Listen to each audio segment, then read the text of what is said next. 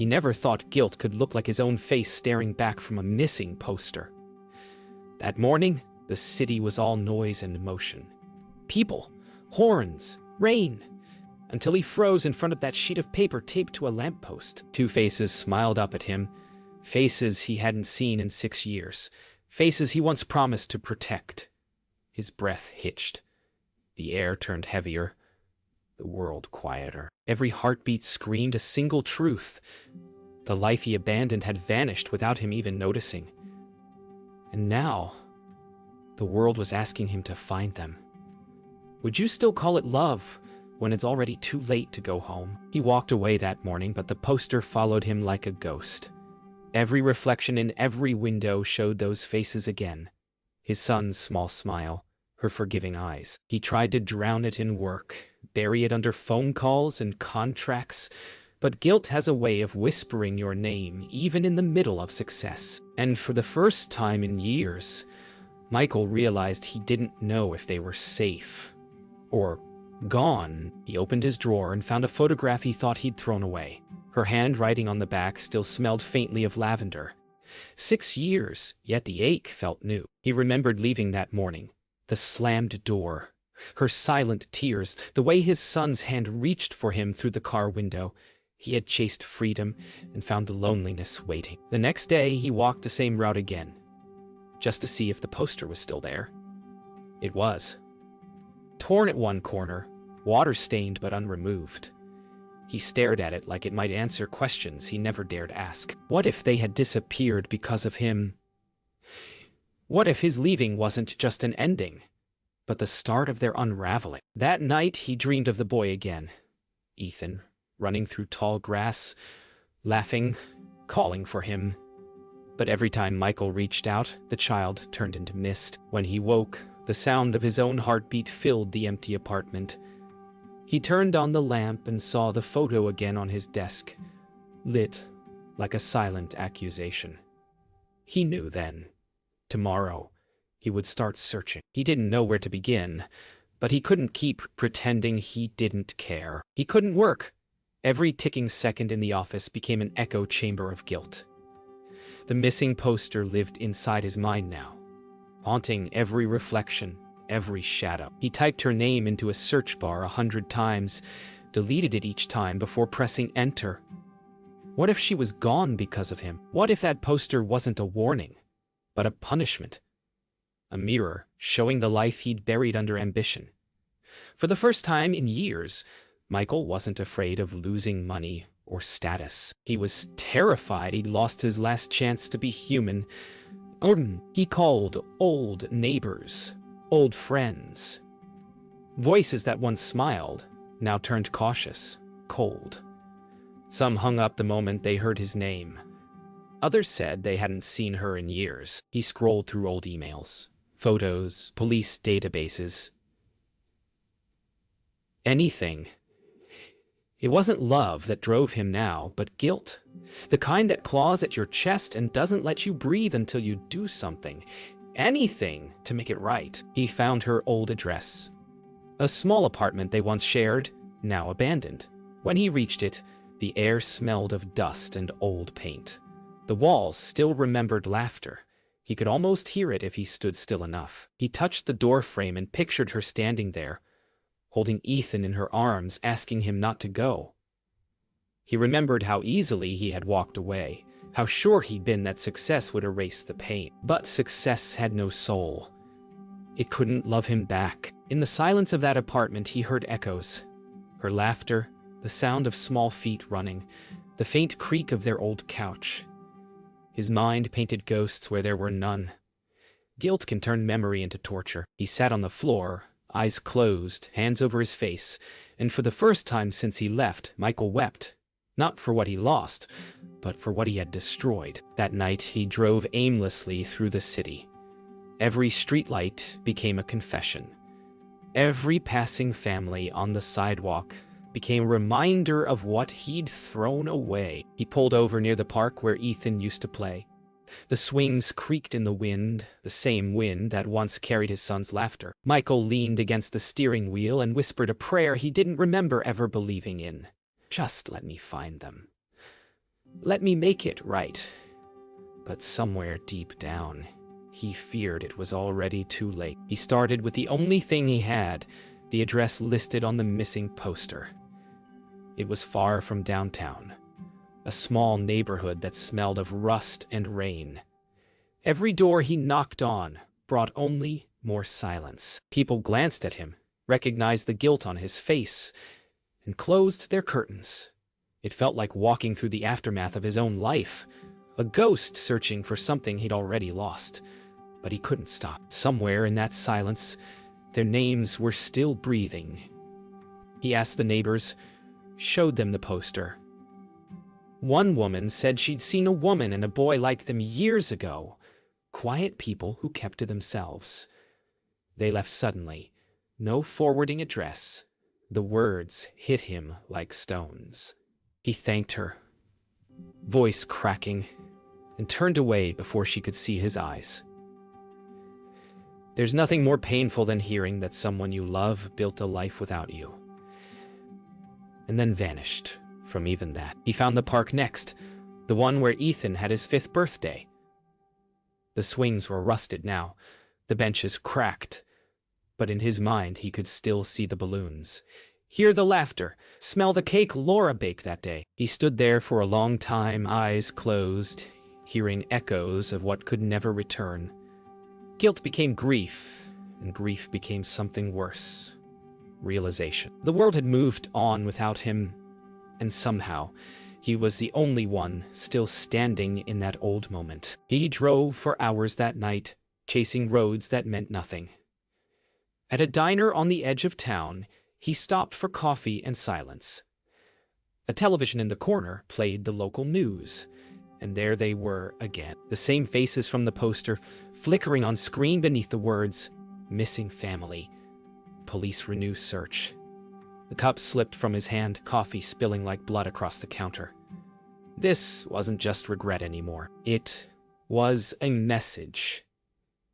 He followed the police lead to an old social service office downtown. The woman at the desk looked surprised when he said their names. She hesitated before speaking, eyes scanning his face like she was searching for something beneath it. "You're Michael Carter," she said quietly. He nodded. She handed him a file, her hands trembling slightly. Inside was a note, "Father's location unknown. Urgent medical case pending." His chest tightened. His son needed him, not for forgiveness, not for love, but to survive. He sat in his car outside the social service building for what felt like hours, gripping the file as though it might bite. The words inside blurred together, but one line carved through everything. Mother and child relocated under protection. The phrase echoed in his head like a curse. They weren't missing. They were hiding from him. The man who once promised to keep them safe had become the reason they disappeared. The guilt that once whispered now screamed, tearing through his chest with every breath. The next morning he walked into the police station, hands shaking, demanding to know where they were. The officer looked him up and down, recognition softening his tone. "You should talk to the social worker assigned to your case," the officer said gently, like speaking to a man already broken. Michael nodded numbly. Every word from that moment felt like walking barefoot over glass, each one cutting deeper than the last. When he finally met the social worker, she didn't greet him with anger, just quiet pity. She told him what he already feared. Laura had changed her name, moved states, and cut off every trace of the man she once loved. She wanted peace. The woman said softly. She wanted safety. Michael's throat tightened. The missing poster wasn't from the police at all. It had been placed by the social services team, not to find them, but to find him. Their son needed his blood type for an emergency. It wasn't punishment. It was a plea. He left the office without feeling his legs move. The truth was too heavy, too sharp. The streets around him blurred, people's faces fading into streaks of color as he stumbled toward his car. He remembered every cruel word, every slammed door, every moment he thought ambition mattered more than love. All of it led here, to a hospital where his son might be dying, and he, the man who walked away, was the only one who could save him. Sometimes life gives you one last chance. Sometimes it doesn't. By the time he reached the hospital, night had fallen. The automatic doors slid open with a whisper, washing him in sterile white light. His heart thudded painfully as he gave his name to the nurse. "You're the father," she said quietly. He nodded. The words felt foreign, like a title he'd forgotten how to wear. She handed him a form and pointed down the hall. At the end of it, behind a glass window, he saw her. Laura, older now, thinner, but unmistakable. And beside her, a small bed with tubes and monitors. The boy, Ethan, his son. He stood at the glass window for what felt like an eternity, afraid to move, afraid to breathe. The boy in the bed was both a stranger and the only part of himself that had ever been pure. Every machine beep felt like judgment. Then Laura looked up and saw him. Time shattered. Her expression froze somewhere between shock and fury. The air between them turned electric, heavy with everything unsaid. After 6 years of silence, their eyes met again. Two lives that once shared a heartbeat, now bound only by pain. She came out into the hallway, each step measured and sharp. The look in her eyes said everything words couldn't. He tried to speak, but the moment he opened his mouth, her voice cut through the air like a blade. "You don't get to show up now," she said softly. Not after everything. He wanted to fall to his knees, to beg, to explain. But what words could undo years of absence? He simply nodded, voice cracking as he whispered, "I'm here if he needs me." And for the first time, she didn't answer. She just looked away, tears fighting to fall. The doctor explained what Michael already feared. Ethan's condition was critical. A rare blood disorder. He needed an immediate transfusion from a matching donor. Michael's was the perfect match. The moment he signed the consent form, his hands shook uncontrollably. It wasn't fear of needles or pain. It was fear that his blood, the same blood that abandoned them, was now the only thing that might save them. Life has a way of forcing you to face the very thing you ran from. When the transfusion began, he watched his blood flow through the thin tube, red and alive, disappearing into the small arm of his son. Every drop felt like a confession, every heartbeat, a plea for forgiveness. Laura stood by the window, back turned, her shoulders shaking in silence. The machines beeped steadily, and for a rare moment, there was no past, no blame. Only 3 souls connected by the fragile thread of life itself. After it was done, he sat in the quiet recovery room, dizzy but awake. Laura came in slowly, carrying the same photograph he once kept, the one he thought was lost. She placed it on the table beside him. "He still keeps this," she whispered. Her voice cracked on the last word. Michael looked at the photo, her arms around Ethan, sunlight behind them, and then at her. He didn't ask for forgiveness. He knew some wounds weren't meant to close. But in that moment, her silence wasn't hatred anymore. It was sorrow, and maybe the faintest trace of peace. Days blurred into nights, and Michael stopped leaving the hospital. He slept in the waiting room chair, drank from vending machines, and sat beside the door like a quiet ghost. No one asked him to stay, but no one told him to go either. Sometimes, Laura would walk past without a word, their eyes meeting for just a heartbeat. A fragile truce born from exhaustion. Redemption, he learned, wasn't grand or loud. It was showing up every single day, even when no one was watching. He began helping where he could, cleaning spills, carrying food trays, folding blankets no one asked him to fold. The nurses started nodding at him, offering small smiles. Every act, no matter how small, became a prayer. He wasn't trying to earn forgiveness anymore. He just wanted to be someone his son wouldn't have to hide from. Somewhere between the mop buckets and midnight walks through the halls, the man who left them began to fade, replaced by the man trying to return. One evening, Laura found him sitting by Ethan's bedside, reading softly from a children's book. She didn't say anything, She just watched from the doorway. The same man who once walked away from his family was now tracing his son's small hand with trembling fingers, whispering stories like confessions. The sound of his voice cracked on every other word, but he kept reading. Love, it seemed, didn't need permission, only courage. Outside the hospital, life kept moving. Taxis honking, lights flashing, people rushing. But inside those walls, Michael's world became smaller and purer. Each breath his son took felt like sunlight breaking through storm clouds. One night, as he sat staring out the window, Laura joined him. They didn't speak for a long time. Then she said softly, "He looks stronger."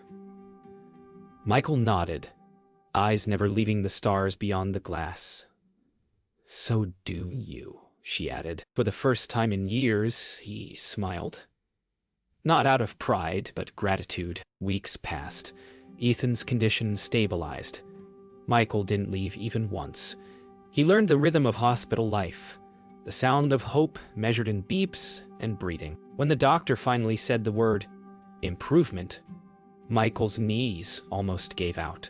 He stepped outside into the cold night air and looked up at the sky, his breath visible against the darkness. For the first time in 6 years, he didn't feel like a man running away. He felt like a father, one who was finally coming home. Morning sunlight crept through the blinds, warm and soft, spilling across the white sheets of the hospital bed. Ethan stirred, eyes fluttering open for the first time in weeks. Michael sat there, frozen, afraid to breathe. The boy blinked up at him, curious, weak, but alive. He didn't recognize the man at his bedside, but he didn't look away either. "Hey, buddy," Michael whispered, voice breaking on the edge of tears. For a long moment, the world was silent, except for a small heartbeat on a monitor. Proof that second chances sometimes come wrapped in fragile skin and blinking eyes. When Laura entered and saw Ethan awake, she froze, her lips parted, but no sound came out. Then her gaze shifted to Michael, sitting quietly beside the bed, tears streaking down his face. For the first time in years, there was no anger between them. Only gratitude, quiet and raw. She walked to the other side of the bed, placed her hand over Ethan's, and nodded at Michael. That nod said everything words couldn't.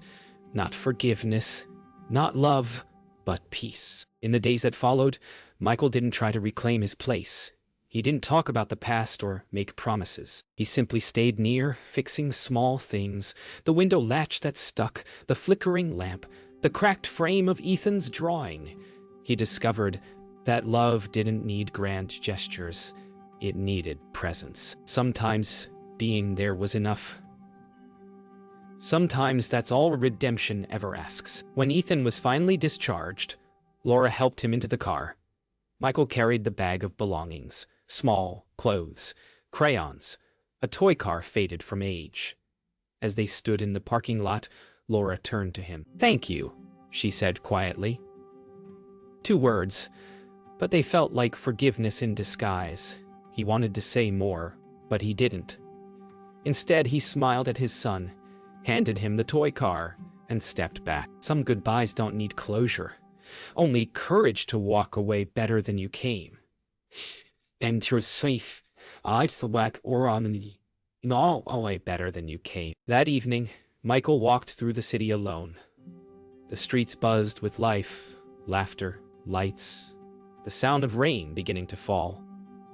He stopped under the same lamppost where it all began. The missing poster was gone now, just a clean pole shining under the rain.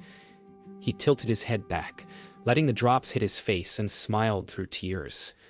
Sometimes redemption doesn't come with applause or closure. Sometimes it's just knowing you finally showed up, even if it was too late. He looked up at the gray sky and whispered, "I'm home."